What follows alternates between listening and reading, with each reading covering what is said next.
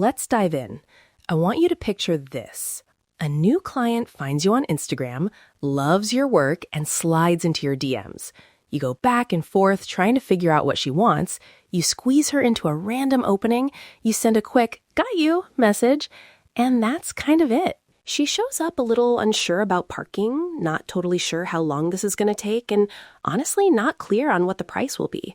But she sits down, you absolutely nail the set, pun fully intended, and you both say, "That was great, thank you." She walks out and never rebooks. Now, you might think, well, she liked the nails. If she wants to come back, she will. But here's the thing. It's not usually about the nails.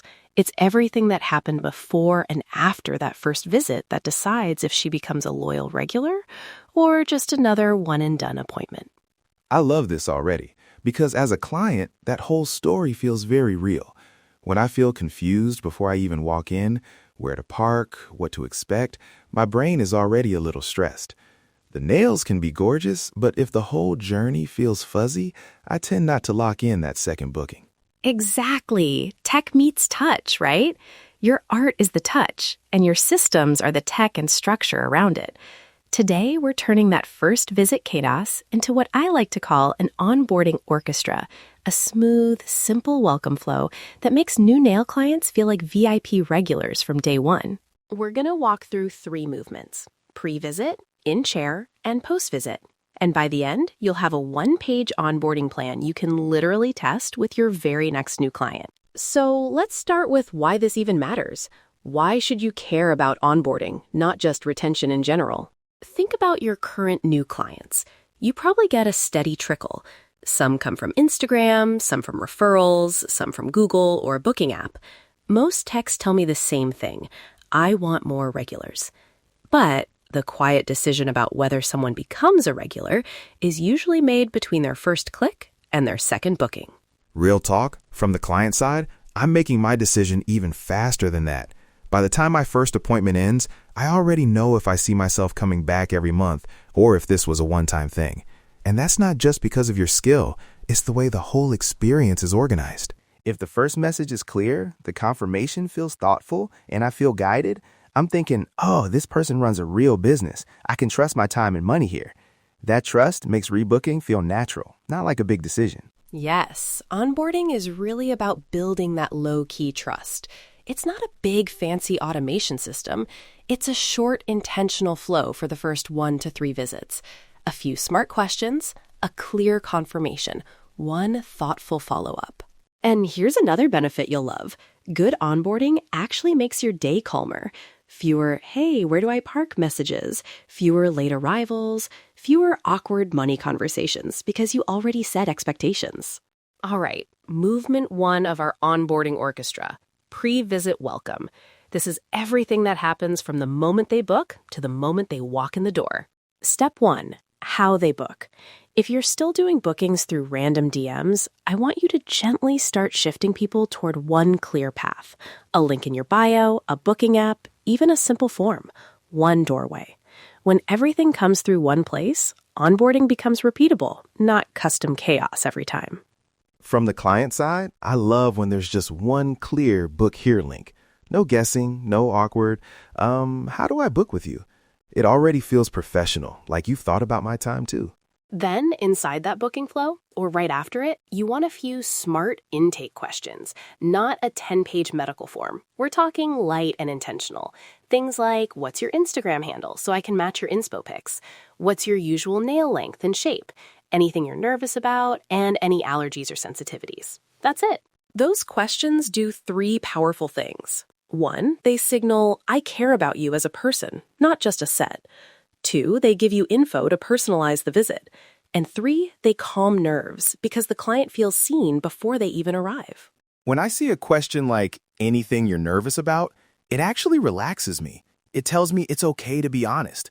I might say, I've had a bad experience with drilling, or I'm not sure what shape suits my hands. And now you know exactly how to show up for me. Then we have your confirmation message. This is such an underrated part of onboarding. Instead of just, your appointment is confirmed, think of it like a mini welcome guide. You can include your address and parking tips, how to find your door or suite, how long the appointment will take, your base price and what can change that, and anything they should do before coming, like removing old gel if it's not included. Short, clear, friendly. Even something as simple as, I'm in the building with the blue door, second floor, last door on the left. Text me if you get lost. Instantly lowers stress for a first-time guest. That felt wonderful just hearing it. When I get that kind of message, I don't feel like I'm bothering you if I have a question. And I'm way less likely to be late because I was wandering around wondering if I'm in the right place. So that's movement 1. One clear booking path, a few smart intake questions, and a confirmation that feels like a welcome, not just a receipt. Now let's move to movement 2, in-chair connection. This is where tech meets touch in the chair itself. In that first visit, your job isn't to give them every service you offer. Your job is to learn who they are and how nails fit into their life. Are they a nurse who washes hands all day? A content creator who wants nails that pop on camera? A busy parent who can't come every 2 weeks? As a client, when you ask me about my lifestyle instead of just what color, it feels like you're designing for my real life. I might say, I'm on my laptop all day. I hate when my nails are too long for typing. If you remember that, you've basically guaranteed I'll come back. So, during the service, listen for clues, and then here's the important part. Capture them. That can be as simple as a quick note in your booking app or a private notes app on your phone between clients. Things like preferred length and shape, favorite color families, whether they're chatty or quiet, any sensitivities, and one little personal detail they shared, like teacher, loves purple glitter, or wedding in June. Now, here's where you start planting next time seeds, without pressure. If they mention a wedding in June, you might say, speaking casually, ooh, for your wedding, we could do a soft French with a tiny shimmer, something timeless but still you. You're not hard selling, you're future visualizing. That is my favorite experience.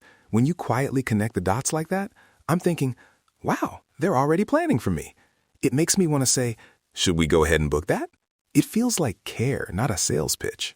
Exactly. You're just opening the door. Same if someone says, I'm so rough on my nails, they always break. You can answer, next time we can try a slightly shorter length and a builder base to give you more strength. You're showing them there's a plan for their problem. Before they leave, give them one simple, clear aftercare tip that matches what you heard. Not a lecture, just 1 or 2 key things. Like, you mentioned you're in water a lot, so try to wear gloves when you're cleaning. That'll help your set last. Then, note that in your system. All right, movement 3, post-visit follow-up. This is where most texts disappear. No message, no check-in, nothing until or if the client reaches out again. I want you to set up one thoughtful follow-up message. Just one. Not a drip campaign, not 10 reminders, one. That goes out within 24 to 48 hours after a brand new client's first visit. What's in that message? 4 ingredients. 1, a genuine thank you. 2, a quick aftercare reminder that matches what you did. 3, a gentle mention of when most people like to come back. And 4, a low-pressure way to rebook or leave a review. So it might sound like this. Hey, Sarah, thank you again for coming in yesterday. I loved creating that soft almond set for you. Just a quick reminder to use cuticle oil daily and wear gloves when you're cleaning so they stay strong.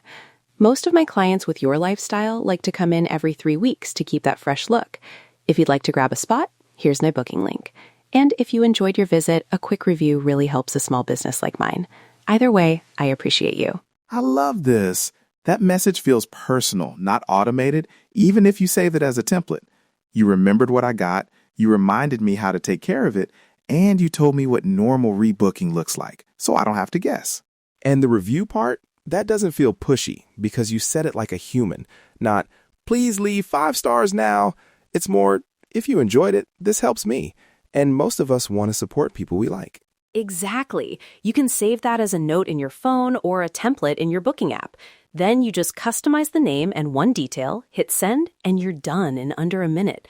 That's the Onboarding Orchestra doing its thing without eating your time. Now, let's talk about light tech support. Because I know some of you are thinking, this sounds great, but I'm already juggling a million things. I don't have time for a whole new system. You don't need a giant software stack. You just need 3 places for tech to quietly help you: booking, notes, and templates.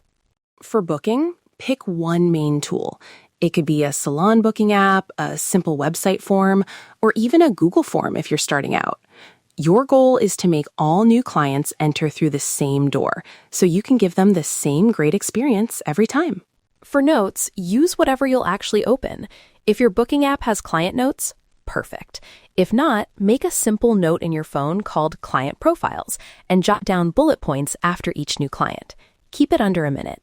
Name, date, key preferences, lifestyle notes, and one next time idea. From our side, we never see that system, but we feel it. When I come back and you say, do you want to stick with that medium almond we did last time? I'm like, wow, they remember me. That tiny moment of being remembered is huge. Then for templates, create 2. One confirmation message and one post-visit follow-up. Save them where you can easily copy and tweak. Notes app, booking app, email, whatever fits your workflow. If you want to be extra organized, you can even make a 1-page onboarding checklist and stick it by your desk. Something like new client booked through main link, intake questions sent/answered, confirmation sent with directions, timing, pricing basics, in chair, lifestyle questions asked, notes captured, next time idea mentioned, post-visit follow-up sent within 48 hours. That's your whole orchestra right there. So let's quickly recap our 3 movements before we wrap. Movement 1, pre-visit welcome. 1 clear booking path, a few smart intake questions, and a confirmation that actually welcomes and orients your new client. Movement 2, in-chair connection. Ask about their lifestyle, listen for clues, make simple notes, and plant 1 or 2 gentle next time ideas.